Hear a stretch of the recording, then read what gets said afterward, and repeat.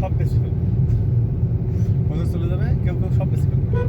পারিং রাখবে হয়তো, আগে কিনা কেউ ঠিক নেই, কারণ হচ্ছে টাকার লোক সবাই দিয়েছে। পানিও রাখবে না, ওই ধরনের 10টা হয়ে যায় 15,000 কথার কথা, মিনিমাম তো 600,000 টাকা 70,000 1 লাখ টাকা পাই গেলে সেটা লাভ। যেমন অনেক কিছু পাই গেছে, আসলে যে কিছুই পাই নাই, থাকলে তার লাভ হইতো। সাস্টেনেবিলিটির খুব অভাব কিন্তু তোমার দেখবা। মানুষ যে থাকতে পারে ঠিক আছে, এই তো সব একটু ধৈর্য ধরতে হবে। এই তোমার আর একটা বছর যদি ওরা থাকে, ওদের 20টা 25টা বেলা হয়ে যাবে গেছে। ওরা তো এখনই পাগল হয়ে গেছে, পরে শিখতে হবে।